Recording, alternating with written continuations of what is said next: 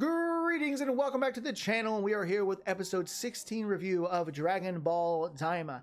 Now, this episode, for the sake of the episode, look, I'm going to say it. For the sake of the episode and for the sake of the series, I've just been enjoying it for the fact that it's Dragon Ball, it's new content, it's new lore. And I know a lot of you have been very iffy about this show from the jump. Some of you guys have just been hating on it, period, because it's not boom boom Z, I want my big transformations, I want Super Saiyan 4, I want all this over the top stuff that really was only a Z thing.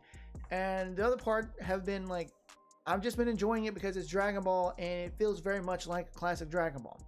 This episode this episode, let me get into this right. By the way, again, much like every episode review, there's going to be some spoilers. I'm going to talk about some stuff that are in the episode, and they're going to be, some spoilery stuff. So that's your spoiler warning. Let's get into the episode and talk about some things that went down. But at the end, I want to talk to you guys a little bit. I really want to hit the talk. I want you guys in the comments when I'm done with this in the last section. I want to hear what I have to say, and then give your comments in the comments below.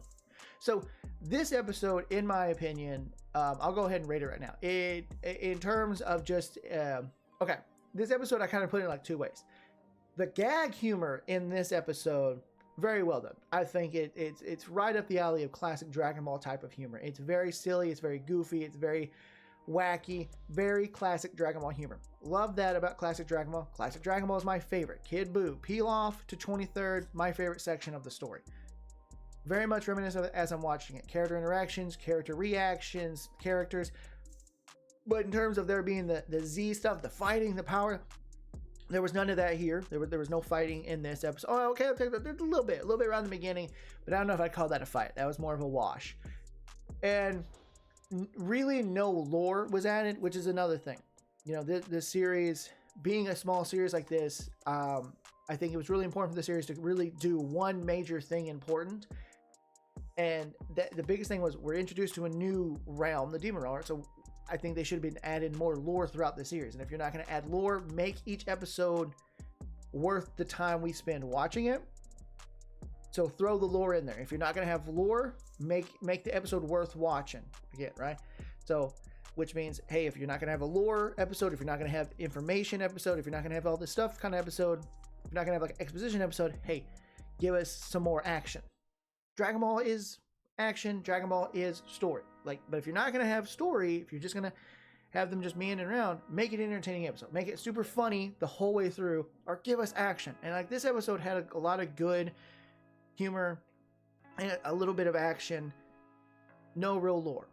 And I know people are already going to hate on it. So look, the episode pretty much starts off with Goku and them getting up to Goma's castle, and they're confronted by the Demon Realm Ginyu Force. And that's exactly what me and my friends keep calling them. The Gendarmerie Special Forces. That's the Demon Realm Ginyu Force.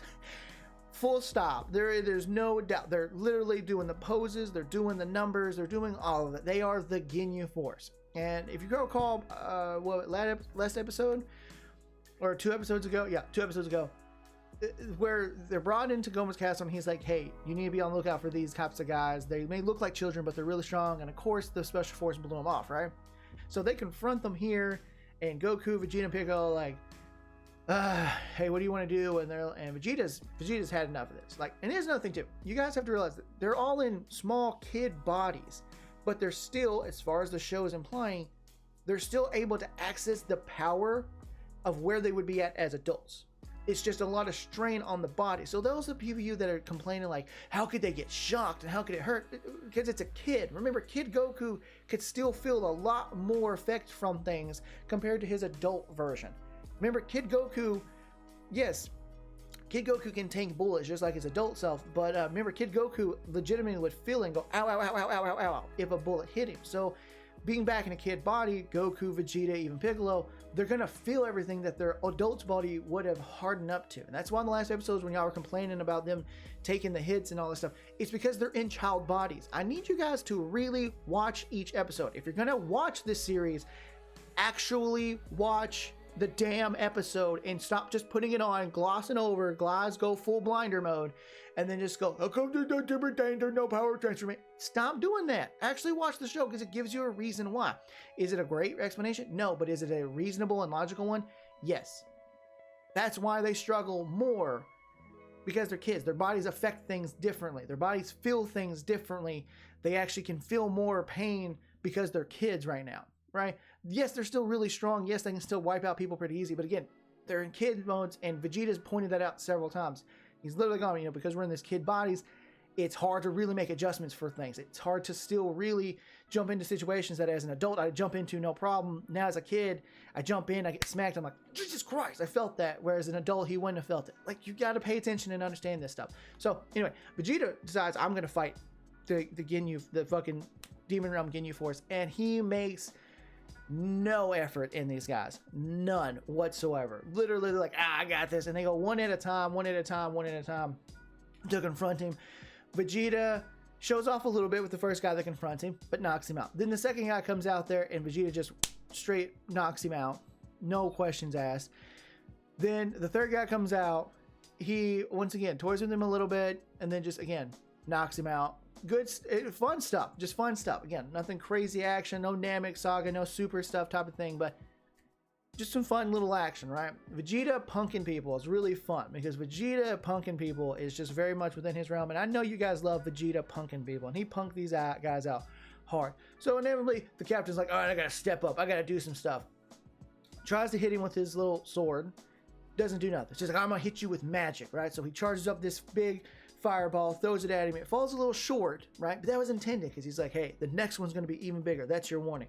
So then he starts to power up and charge up this big giant fireball, right? And he's about to throw it. And then one of the other guys of his little group stands up, and he's going to start blasting Vegeta at the same time.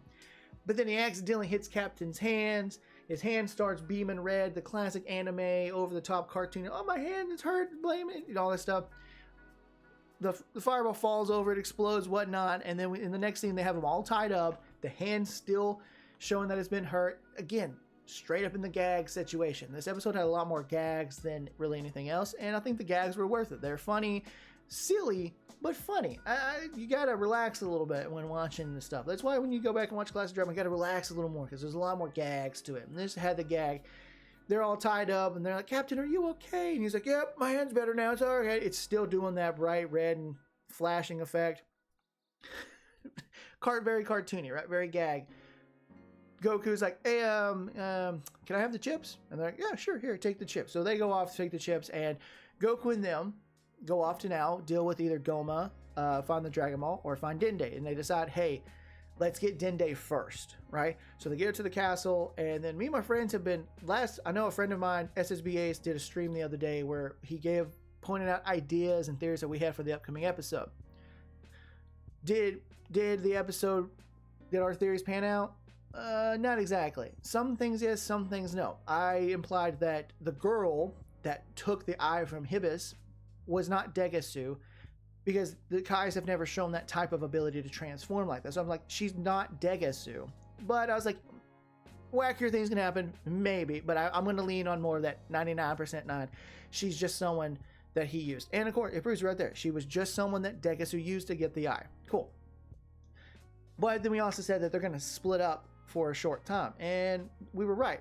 And exactly why they split up? No, but they did split up, so we're kind of right about that. So Goku, Vegeta, Piccolo, Shin, they all go up in the castle, and they're gonna go find Dende. Okay, so they go up, and but as those four walk in, and everyone else turns to leave, Ponzi is like, she gets this vibe, right? And she's like, I'm feeling something's a little off. So she chases after them.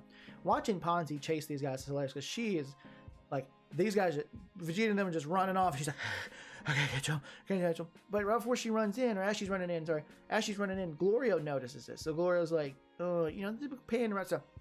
So anyway, they catch up to Degasu trying to dip out with Dende, baby Dende. And so Shin, Goku, Vegeta, Piccolo, they confront him, and they're like, what are you doing? And, Degasu's, oh, isn't it my glorious older brother, blah, blah, blah. So, of course, they're going back and forth conversation, and then he's like, why are you doing this? And he's like, what do you mean, why am I doing this? I want to be Supreme Demon King. So Degasu admits that he also wants to be Supreme Demon King. But then Shin hits him with, why would a Glenn want to be Supreme Human? What, as a Glenn, as a Kai, basically, what do you expect to do as the Supreme Demon King? Because, again, we see the flashbacks and whatnot. Clearly, Glens were not intended to ever be Supreme Demon Kings because they inevitably left, but clearly even before they left, there was no inclination that Glens were ever the Supreme Demon Kings. So, you know, Shinseinu with, why do you think you as a Demon King would do anything, or what do you even think would happen? But, so they just go back and forth. Ponzi tries to jump him, and Degasu catches her, and he's like, back off before I shoot you and the baby. And then we see the little green Poo-Boo hat that Hibis was wearing, and gets thrown at Degasu, and he's like, whoa, and they knock him out. Piccolo jumps in, or the hat knocks him back, because it hits him right in the head, knocks him back. Ponzi saves Dende, and then Piccolo jumps in and knocks out Degasu. Piccolo got a little bit of action there, heck yeah. And then we see that it was Glorio. Glorio followed Ponzi because he was feeling the same vibe she was. And with her, my boy Hibis came with him. Hibis is my favorite character. Even if he doesn't do shit in an episode, he's still my favorite character of the series. But hey, Hibis came in clutch, right? It was his hat. So they knock out Degasu. We see them like start taking Degasu away, and then they're like, all right, let's go get the Dragon Ball. We're like, well, should we do Gomah or the Dragon Ball first? And Glorio's like, we shouldn't underestimate Gomah, so let's go get the Dragon Ball first, make you guys back to adults, and then we'll deal with Gomah. Logical, very logical. So they get over there to where T1 is staying, and then they're like, who's going to fight? And Goku's like, well, I'm going to fight because you fought the last guy. And then as they're standing there, Ponzi points out that the Dragon Ball is gone. And here's the funnier thing. Neva didn't even recognize that it was gone. Now, Neva could be just playing it off whatsoever, but if that's the case, then Neva, much like Dende and Kami before him, can't always feel things going on with the Dragon Ball. Even though he's like really magically inclined, he's not always vibing, and he's not always connected to the Dragon Balls, because he apparently didn't know that T1 had awarded the Dragon Ball. Because had he did know, then he would have known that the Dragon Ball wasn't there. But he didn't know. So now they're like, what's going on? What do we do now? And T1's like, the victor's already been chosen. And as they're now trying to figure out what to do, Anrisu steps up. She shows up with Du and Ku, who clearly have been knocked the fuck out this entire time. Those boys sleep as much as Majin Buu. But Ku's holding there. They see it. Bulma points out. Like, she doesn't say it like loudly, but like, we have Bulma for a quick frame. She's like, Majin, because she recognizes them as basically like Majin Buu. I know Majin's kind of a term for a lot of them, but like when people are like Majin, they're referring to basically like Majin Buu and Majin Buu-esque characters, and those tied to Majin Buu type of thing, right? So Bulma recognizes that they're Majin characters, especially because Du looks a lot like clearly Majin Buu.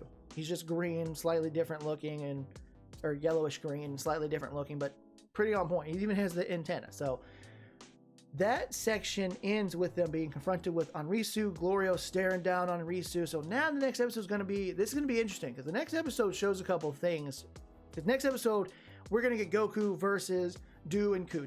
Ku is going to be fighting Goku. He's going to be fighting Vegeta, Piccolo, Ponzi, and even Glorio apparently are involved with this too. So this is the next part. Are we going to see finally Glorio turn and join Anrisu? Or has he fully gone, nope, I am fully committed to helping Goku, I'm going to turn on Anrisu? Or are we going to get the third theory that me and my friend have been pointing back and forth? Is Glorio going to finally turn to help himself to try to take the Demon King? Like, is he going to use the wishes to make himself, you know what I mean? Like, is it probably going to go that route? No, because of exactly how the episode ended, because the episode ends with basically the pretty obvious direction the story was going with its main villain. And while I was hoping it wasn't going to go this route, I mean, we could get a twist in the last 4 episodes that it ends up being the theory that me and another friend are like, Glorio is the big bad in the end. Like, this big twist is that Glorio's been setting this up to get his chance to steal the third eye and to steal the Dragon Balls, and he's just been using Anrisu. He's been using, right? It's still possible, but honestly, it's probably not going to happen. They're probably going to go the safe route and make Gomah the final big bad, because Gomah in this episode gets the third eye. He has finally gotten the third eye. The girl brings it to him, the Degasu higher. He's like, put it finally, and there's a like gag sections him trying to get it out of the belt. He uses the plunger to yank it out of the belt. He makes the girl put it in his forehead, and then the eye starts, doing its magic thing, adjusting, and Gomah gets all big and buff. His horns like turn upwards and more like pointed up type of situation, so like a more outer look, whatever.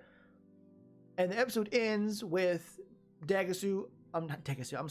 with Gomah fully powered up from the eye, fully radiating with evil magic power, staring at the screen, blah, blah, blah. That's how the episode ends. So clearly the intention is to set up Gomah as the final big boss villain. Are we maybe going to get am I hoping that we get the twist and it actually ends up being Glorio who uses the Dragon Balls to make himself? Yeah, I'd love that because I want to see a twist. I said in the last couple of reviews, Dragon Ball's never been afraid to show you who the main villain is. So because Dragon Ball's never been afraid to show that, I was kind of hoping that this story would have been like, nah, here's a twist. You thought it was Gomah this whole time, but it's actually Glorio. Like, that was the hope. I didn't think it would happen, but that was the hope, because it would have been different, and it would have been unique for Dragon Ball to make you think it's one villain the whole time and then it ends up being a different one. And for those that try to say they've done that before, no, they haven't. Pilaf arc was pretty obvious Pilaf. The tournament arcs don't really have a villain. And I mean, the 22nd and 23rd pretty much tell you that the bad guy is Tien and then Piccolo. The Red Ribbon Army is the Red Ribbon Army. They even show you Commander Red, like right out the gate. Demon King Piccolo, same thing, right out the gate.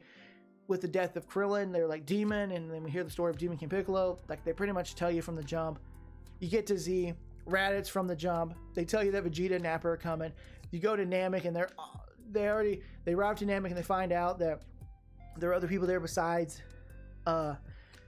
Vegeta, and then they sense Frieza and all them flybys are like, that guy's got really, like, they're pointing out the whole time. Same thing with the Cell Saga and Buu Saga. Right for the jump, they tell you it's the androids. Then it's not just the androids, it's Cell. They kind of try to creep Cell in, but then they make it obvious. Imagine if we didn't hear anything about Cell until he absorbed 17. Like, imagine that. That would have been much cooler, in my opinion. Never hear anything about Cell or see Cell or anything other than something is terrorizing cities and drinking people up. Imagine if we had not seen Cell until the minute he shows up to absorb 17. That would have been much cooler. But hey, again, Dragon Ball's known to just tell you from the jump. That's perfectly fine. Buu, the same thing, right from the jump. Pretty much Majin Buu. Well, it started like Spopovich, and then Babidi, and then Deborah, then Buu, and blah, blah, blah, blah, blah, all the way down. Dragon Ball's never been afraid to show you who the villain is, so I was just kind of hoping they would have tricked you with this one, going like, you think it's Gomah, but it's actually this guy. That's what I was kind of hoping, but is there still a chance? Sure. Do I doubt it? No, it's probably going to be Gomah in the end. So this episode's not trash. I know a lot of you keep trying to say that everything that happens in this show since like episode 10 has been trash. Here's the thing. Those of you that keep saying it's trash, actually give decent reasons in the comments below of why you think it's trash. And if the answer you give in the end is, well, it's because it's not Dragon Ball Z, it's not doing stuff like Dragon Ball Z, then obviously I'm just going to be like, well, then I don't need to even debate you. I don't even need to go back with you, because you're just proving that you have no actual argument. You just want something your way, and the story's not giving it to you, so you're saying it's trash. Typical Dragon Ball fans, and then typical anime fans. If it doesn't go your way, you immediately cry and say it's trash. I don't give a shit, really, okay? This is why a lot of you irritate me in the fandom, because you refuse to watch the first part of the story, which is what Daima's very reminiscent of, because it doesn't give you Super Saiyans, it doesn't give you Beam Circles, it doesn't give you this, it doesn't give you that. Classic Dragon Ball is a very good part of the story, and Daima's very reminiscent of that, but because it's not doing you what you want. You didn't get your Moro, you didn't get your Granola, you didn't get your UI, you didn't get your UE, you didn't get the blah blah blah. Now you're bitching. If your critique on the last few episodes have been not a whole lot has happened, and that's bummed me out, and that's why I'm saying they haven't been great episodes, fine. That's an actual solid critique, because these last few episodes haven't done a whole hell of a lot. Really, since 13, not a whole lot has happened. A little bit of lore, like with 15 and revealing that Neva made the barriers between the worlds and why. Good information. But outside of that, again, not a whole lot happened. 14, not a whole lot happened. 13, definitely fucking nothing happened. 15, they arrive, get a little combat, blah, blah, blah. Not a whole lot happened. And in this episode, a lot more gags, a little bit of story moving forward, but again, not a whole lot happened. So like this episode in itself is more like a, I'd rate it like a 6 out of 10. definitely, pretty much every one of these episodes have been definitely above average. I don't think there's been a single episode in Daima, to me, that's been below 6. But that's also because I'm not some crybaby wannabe fan that claims, well, because it didn't do what I wanted, it's trash. These episodes are not trash. The animations have been beautiful. The story that is brought forth has been a great information and great addition to the story. The character and the acting has done really well. The introduction to new characters. Where this have done fantastic. Where this series has suffered the most is it's done a lot of dragging its fucking feet. In the sense of a term, it's used a lot of unnecessary filler when there's no need for it to have filler. There's no reason to drag it out the way we have. Again, if every episode either gave you a lot of information in terms of lore, gave you a lot of information in terms of character information that we didn't know, characters that help expand the universe of the demon realm, which sometimes it did, sometimes it didn't. And then of course those episodes, if you move from those episodes and then you have episodes with fighting, then there really wouldn't be that big of an issue. So it's like, because then you'd have your lore, exploration, exposition stuff, and you'd have your action stuff, and that'd be great. But when you have episodes that really there's not any real intense action or even really intriguing or fun to watch action, followed with basically no lore, no exposition, then it's just really just a fillery episode that serves no purpose to be here. This episode, I wouldn't really call it filler, because this episode is definitely setting up the fact that now Gomah has the third eye and he's about to run rampant. As we saw in the preview, there's a really cool shot of like these tendrils coming up over Gomah's castle. So they're like, there's some buildup, and then obviously Goku and them are fighting Do and Ku. So we're about to get a lot more of that in the next episodes. So the next 4 episodes could be insane, balls to the wall action.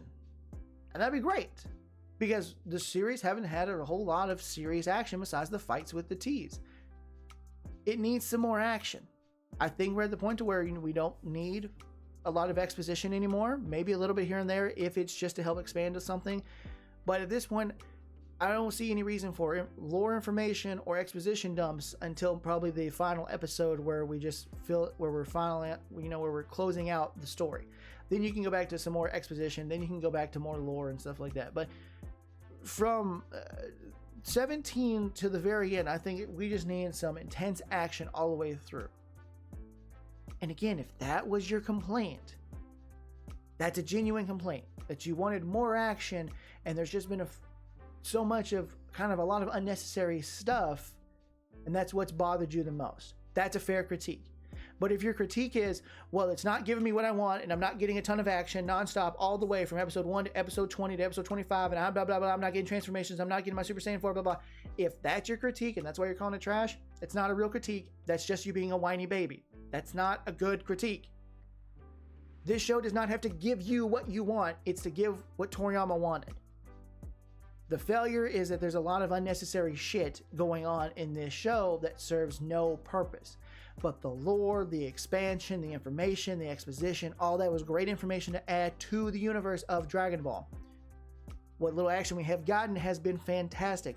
We see a really well animated show. We see a really well show, for the most part, paced well. Each episode's paced well. As a whole, the story's not being super well paced, but like each episode has been paced pretty well. I've never felt like watching a single episode so far that I'm like, holy shit, is this episode done yet? Where are we fucking at? No, I'm watching it, and then before I know it, I hit the mid-credit little animation, and then before I know it, we're at the fucking end. So for me, every episode has been paced really well because we're moving really well through each episode. But the show as a whole, there's been a lot of moments that just serve no purpose to be here. And this episode was kind of one of those too. Some good things, a lot of unnecessary things, and definitely the setup for the episodes to come. I know a week or two ago, Akio Yoku said, like, just you wait, the last few episodes are going to be insane. And he might be right. The next 4 episodes might be insane. And for the sake of the series, I hope it is. But the show has not been trash. Most of y'all's critiques about it being trash are not valid critiques. They're just you whining. The show's been fun and entertaining for the most part all the way through. I've enjoyed what we're guiding. It reminds me a lot of classic Dragon Ball, and we got a ton of exposition stuff, and I'm a sucker for good lore and world building things. But the show has not been trash. You guys are just being whiny babies because you didn't get what you want. But hey, if you want to debate me about this, drop in the comments below and let me know. But this has been my review of Dragon Ball Daima episode 16. And until next time, everybody, see ya.